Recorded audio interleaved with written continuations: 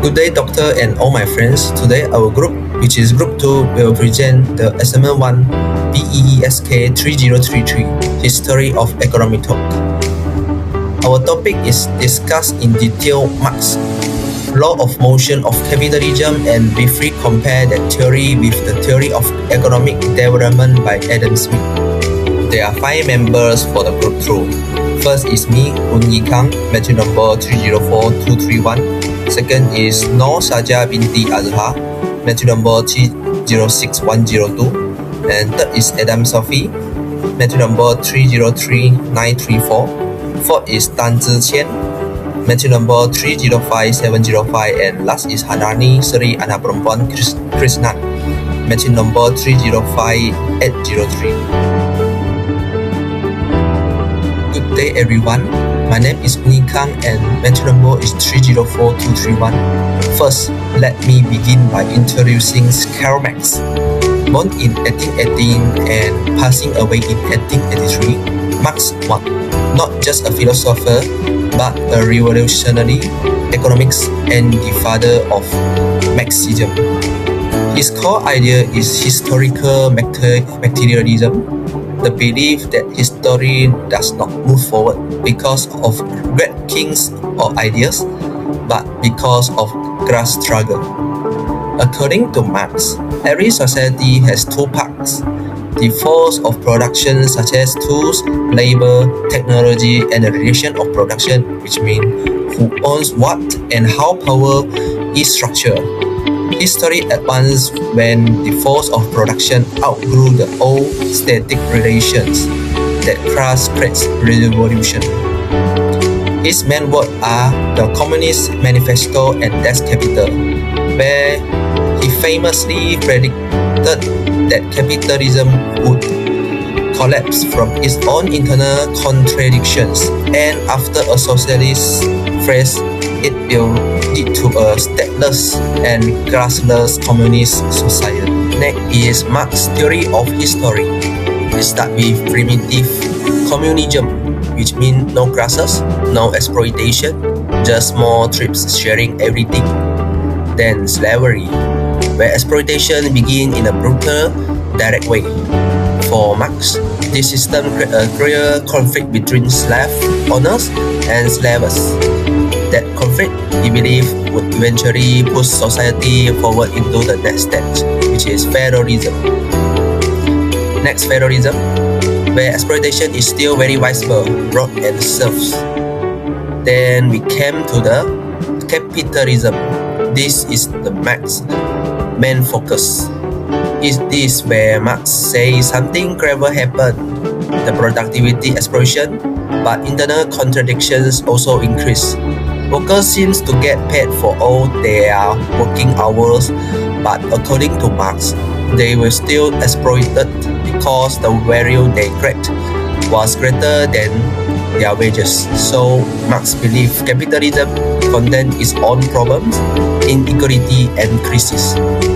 After that, socialism, Marx sometimes called the dictatorship of the proletariat.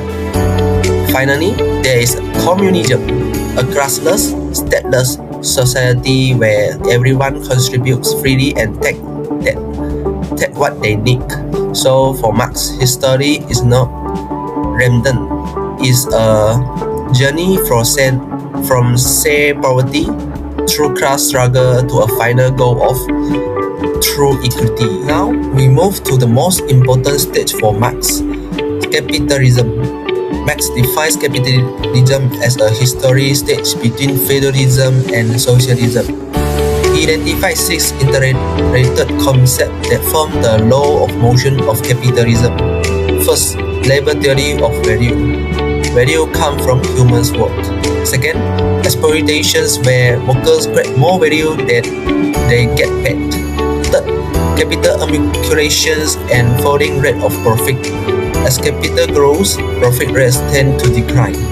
Fourth, centralizations of capital and concentrations of wealth. Fifth, reserve army of the unemployed and immiserations of the proletariat. Last, class conflict between the owners and the workers. Last, Marx's law of motions of capitalism. Now, let me explain what Marx means by law of motion. You can think of it as law of physics, but only applied to the social and economic sphere. Just as gravity describes how objects fall, Marx believes capitalism has its own built-in, predictable pattern of development, crisis, and change. Why did Marx believe in law of motions? Because in Marx's view, capitalism is not random or chaotic. It's system with internal force like competitions, exploitation, and accumulations that push it in certain directions over time. Why is understanding this important? Because if you recognize this law, you can predict the long-term trends of capitalism. We will discuss later how one thing leads to another detail from my member, starting from the labor theory of value and then finally to the class conflict. Thank you. Assalamualaikum and good morning everyone. My name is Adam Saufi bin Saiful Shafiq and my metric number is 303934. Today, I will explain the foundation of Karl Marx theory. The three main concepts are the labor theory of value, theory of surplus value, and theory of exploitation. First, let us look at the labor theory of value. Karl Marx believed that labor is the main source of value in society. In simple terms, labor means the work done by people such as physical worker or mental worker. Marx argued that products and services become valuable because workers spend time, effort, and skills to produce them. According to Marx, machines, factories, and raw materials are important, but they cannot create value on their own. For example, a machine in a factory cannot operate without workers controlling it. Raw materials such as wood, clothes, or metal also have limited value until workers transform them into a useful products. This means workers play the most important role in production. For example, imagine a worker in a shoe factory. The worker cuts the material, assembles the shoes, and prepare them for sale. After all the work is completed, the shoes are sold for Rm100. Marx believed that the worker's labor is what mainly creates the value. Without the worker, the shoes would not exist as a finished product. We can also see this idea in our daily life. For example, in a restaurant, food ingredients alone are not enough. The chef cooks the food, workers prepare the drinks, and server bring the food to customer. Their labor increase the value of the final product. Another example is construction workers building houses. Cement, bricks, and wood by themselves do not become house automatically. Workers use their skill and labor to turn these materials into homes that people can buy and live in. Marx introduced this theory because he wanted people to understand the importance of workers in the economy. He believed workers contribute greatly to business and industries, but their contribution is often not recognized. So, the main point of the labor theory of value is that labor. Next, I will explain the second concept, which is theory of surplus value. Marx explained that workers usually create more value than the wages they receive. The extra value produced by worker is what we call surplus value. this surplus value becomes profit for the capitalist or business owner. To understand this more clearly, let us use a simple example from before. Imagine a factory worker produces goods worth Rm100 in one day. However, the worker only receives Rm40 as wages. The remaining Rm60 is kept by the capitalist. So, Rm100 minus Rm40 equals to Rm60. That Rm60 is what we call the surplus value. According to Marx, this is the main source of profit in capitalism. Capitalists earn money because workers create more. Capitalism earn money because workers create more value than what they are paid. Marx believes these situations happens in many industries. For example, workers may spend long hours producing products, serving customer, or providing service, but the company earns much more than that. We can also think about workers in large factories. Hundreds of workers produce products every day and the company sells those products for high prices. However, workers only receive fixed wages while the company keeps most of the profit. Marx argued that workers are important because they are the ones creating the value of the product. Without workers, companies cannot produce goods or make profits. Another important point is that in the theory of surplus value depends on labor. If workers produce more product in less time, companies can earn even more money or even higher profits. This is why some companies try to increase productivity or make workers work longer hours. Marx believes this creates an imbalance in society because workers and capitalists do not benefit equally from each other and from the production. Therefore, the concept of surplus value explains how profits are created in capitalism and why capitalists become wealthier over time. Now, I will explain the final concept, which is theory of exploitation. Marx believes exploitations happen when workers do not receive the full value of what they produce. Workers spend time and energy producing goods and services, but only part of the value created is returned to them as wages. The rest is taken by the capitalists as a profit. Let us use the same example again. A worker produces Rm100 products value but receives only Rm40 as wages.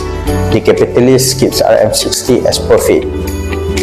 According to Marx, this situation is what we call exploitation, since the worker creates most of the value but receives only a small portion of it.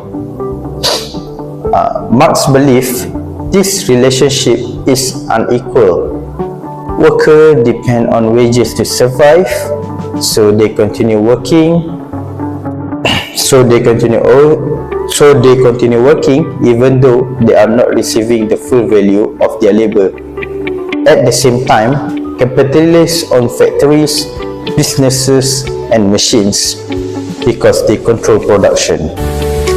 They also control profit. Marx argued that over time, this system causes inequality in society. Capitalists continue becoming richer because they keep collecting the surplus value, while workers remain the same, which is dependent on wages. He also believes exploitation can happen in many forms. For example, workers may work very long hours but receive low wages or face poor working conditions, while companies continue to earn large profits. Marx thought this situation could create conflict between workers and capitalists because both groups have different interests. Workers want a higher wages and a better work conditions, while capitalists want higher profits. This idea become one of the most important parts of Marx theory and influenced many discussions about workers' rights, wages, and social equality. So, to conclude my presentation, first, workers create value through labor. Second, workers produce more value than the wages they receive, which create surplus value. And last one, which is the third, capitalists take this surplus value as a profit, and according to Marx, this leads to exploitation. That is the foundation of Karl Marx theory, and that's all for me. Thank you. Hi, my name is Hermisri Krishnan, metric number 305803. I will explain more on how capitalism becomes unstable based on the theory of Karl Marx. Marx believed that capitalism has internal contradictions, meaning problems within the system itself can eventually lead to instability and crisis. In my part, I will focus on three key ideas, which is capital accumulation, falling rate of profit, and also economic crisis. These three concepts are connected and show a clear process of how capitalism weakens over time. Capital accumulation happens when firms reinvest their profits back into the business to increase production and earn even more profit in the future. According to Karl Marx, the main goal of capitalism is profit maximization. Businesses are always competing against each other, so they constantly search for ways to reduce cost and improve efficiency. One of the main ways firms do this by investing in machines, advanced technology, and larger factories. Machines are attractive to businesses because they can produce goods faster, work longer hours without rest, and also reduce the production cost. For example, in modern factories, robots can assemble products much faster than human workers. This allows firms to increase output and compete more effectively in the market. However, Marx argued that this process creates a major social problem. As machines become more important, fewer workers are needed. Workers who lose their jobs due to machinery become unemployed. Marx called this as the reserve army of labor, which refers to a large group of unemployed workers who are available for work at low wages. This reserve army benefits capitalists because unemployed workers are willing to accept lower wages in order to survive. As a result, firms can keep their labor costs low while continuing to increase profits. Marx believed this causes inequality between capitalists and workers to become greater over time. Competition also forces businesses to continue in investing in technology. If one company improves their production and lower prices, other companies must do the same or risk losing customers and profit. Because of this, capitalism constantly pushes firms toward more investment in machinery and less dependence on labor. Although capital accumulation increases the production and economic growth, Marx believed it also creates unemployment, inequality, instability within the society. Now, let's move to the second part, which is falling rate of profit. Marx believed that labor is the true source of value and profit in the capitalist economy. Workers create value through their labor because they produce goods and services that can be sold in the market.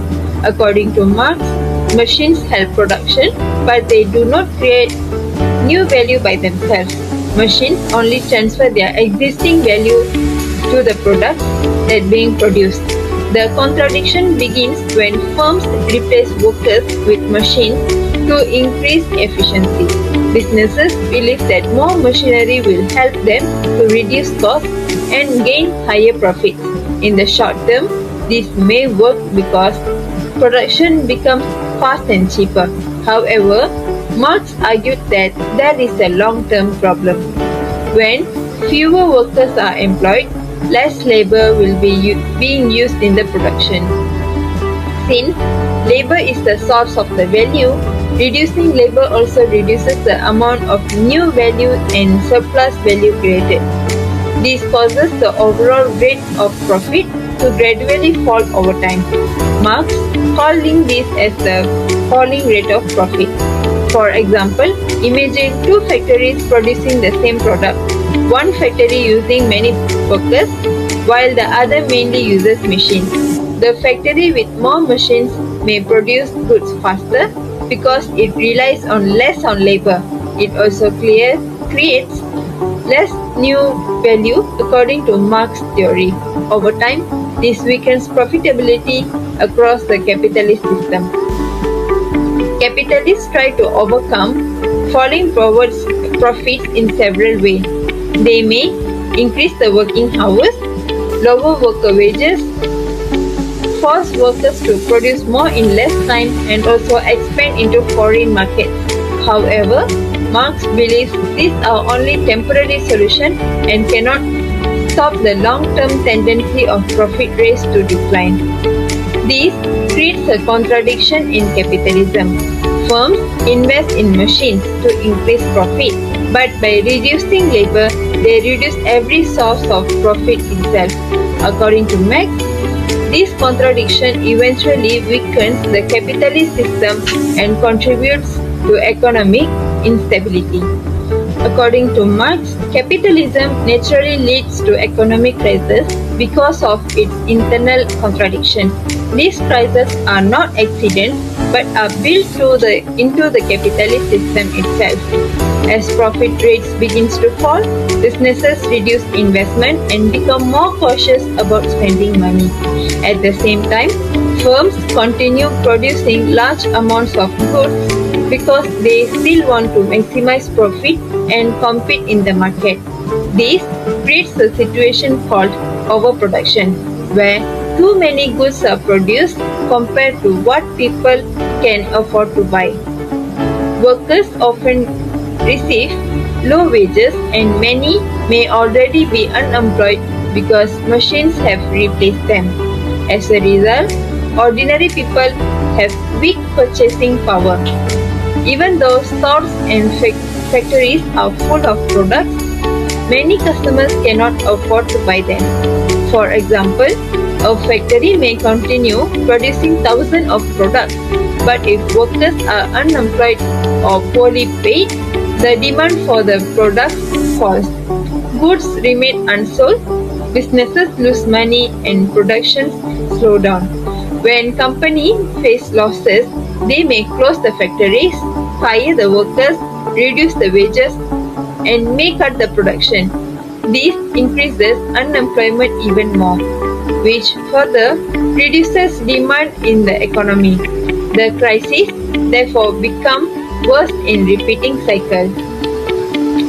Marx believed that this economic crisis would continue happening again and again under capitalism. Each crisis would become more severe, increasing poverty, unemployment, and inequality. Over time, workers would become more dissatisfied with the capitalism and begin to oppose the system. According to Marx, repeated crises could eventually lead to conflict between workers and capitalists and possibly create major social economic change. In conclusion, Karl Marx believed that capitalism contains internal contradictions that make the system unstable over time. Firms continuously reinvest their profits and use more machines to increase their production and compete in the market. However, this reduces the need for workers and increases the unemployment.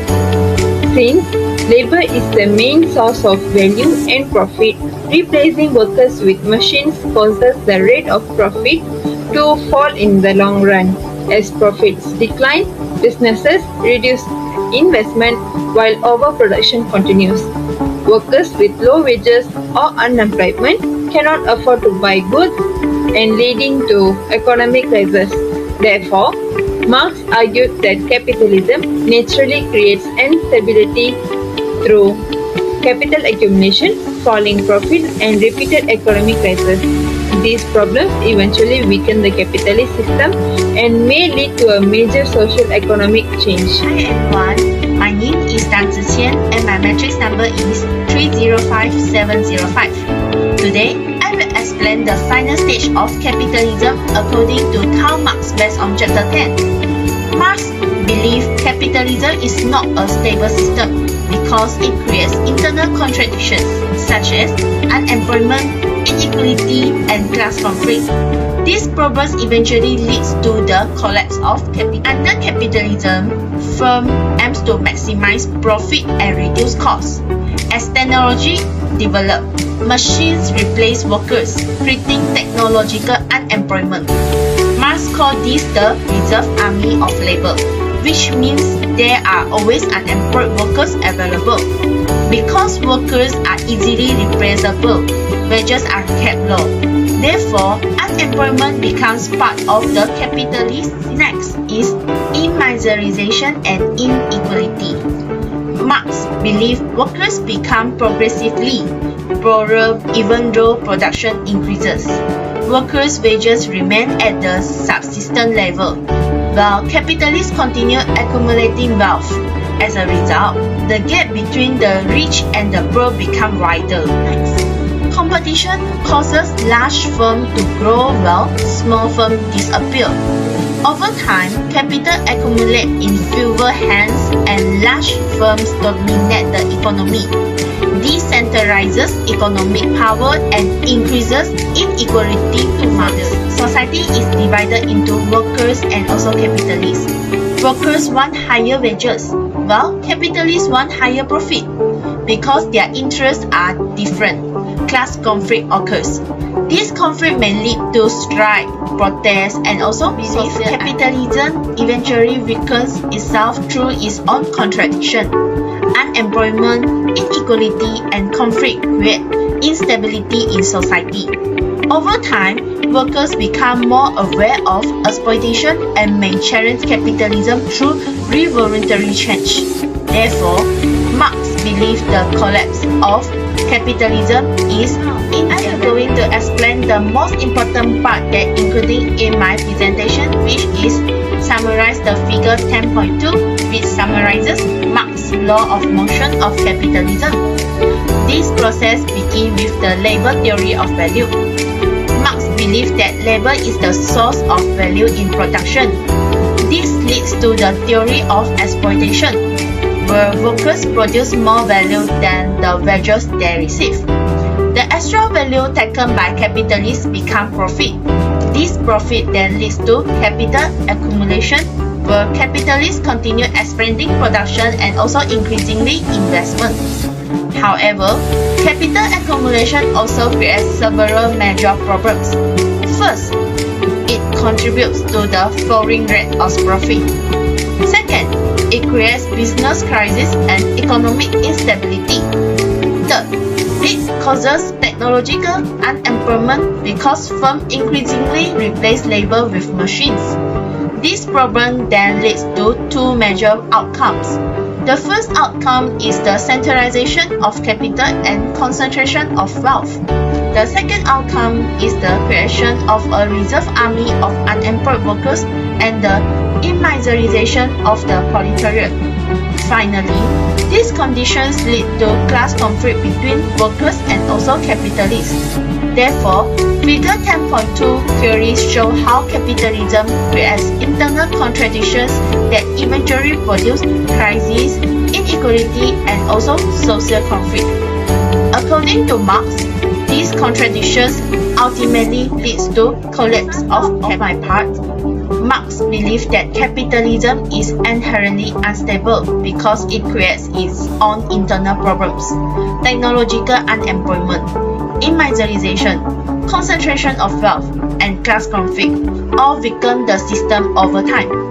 As this contradiction intensified, capitalism eventually moved towards crisis and collapse.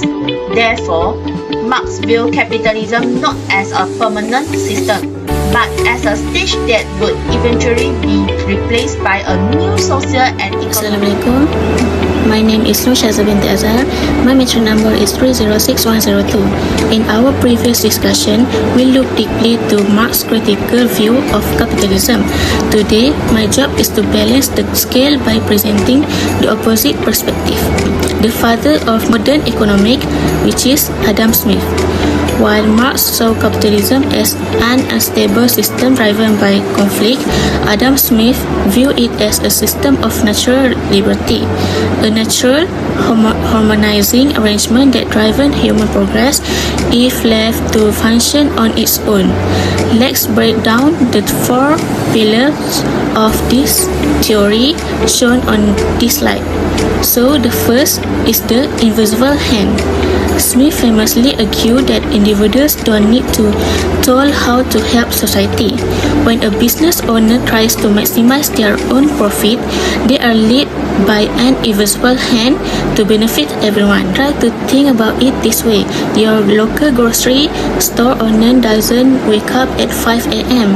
out of pure charity to make sure you have milk. They do it to make a profit, but to get your money, they must provide a good product at a fair price. By pursuing their own self-interest, they accidentally serve the public good. Second, we have the division of labor. Smith observed that the secret to economic growth is specialization. If one person tries to make a whole product from scratch, like a pen or a shoes, they might only make a few days. But if you break that job into 10 small, specialized steps, production skyrocket. This incredible jump in efficiency. This is what creates the wealth of nations. Third, because the market naturally organizes itself so well, Smith advocated for laissez-faire. This is a French phrase that literally means let it be or leave it alone. Smith strongly believed that government should stay out of the economy. When government try to set price, picking winning business or restrict trade, they disturb the natural balance of supply and demand. Finally, all of this leads to what Smith called universal opulence. Opulence just means great wealth. Smith was an optimist. He believed that a free competitive market creates a rising tide that lifts all boats. He didn't think capitalism was just a game for the rich. He argued that continuous economic growth naturally lowers the cost of goods, creates jobs, and raises the standard of living for even the poorest members of the working class. Now, we have both theories on the table. Let's look at the comparison chart to see exactly where these two economic giants clash. Looking at the screen, you can see that they look at the exact same industrial work but come away with completely opposite conclusions. So let's go row by row. First, the overall view of capitalism. Marx's view was heavily negative. He looked at factories and saw a system rooted in class struggle between the rich owner and the working class, while Smith's view was overwhelmingly positive. He looked at the same dynamic and saw a peaceful system of natural liberty where voluntary trades make everyone better off.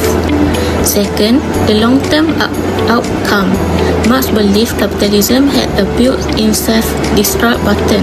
He argued that a rich rich would get richer, the poor would get poorer, and the system would experience an inevitable collapse, leading to a worker revolution. Smith, on the other hand, predict endless growth. He believed that as long as competition remains free, capital will keep accumulating and society will keep progressing. Third, the role of workers. This is perhaps their deepest disagreement. Marx argued that workers are deeply exploited.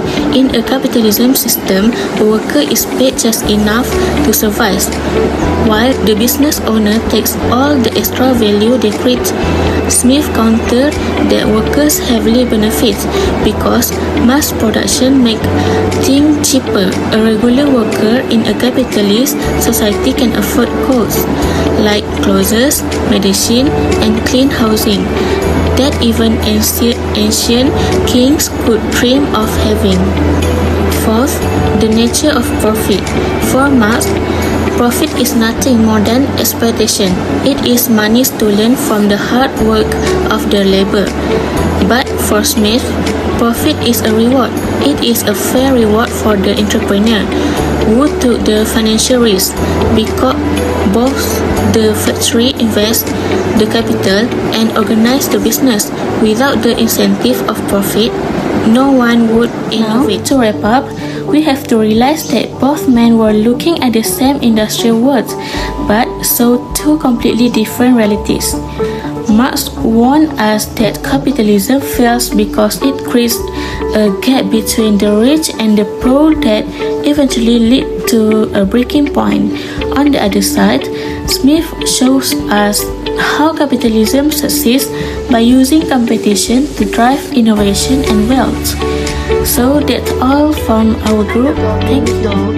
Present about the related past semester question about question is the question 1A, B, and C that including in the first semester 2017/2000 and second semester 2017/2018, also including the question that related to our topic, which is question 1A is the question that including in the set of second semester 2018/2019. That is question 1A. Question that about this topic is the question that including in the first semester 2022/2023, which is the question that is the question that including in the second semester 2022/2023, which is the question 1A. Question that related to this topic is the question including in the first semester 2023/2024, which is the question 1 that we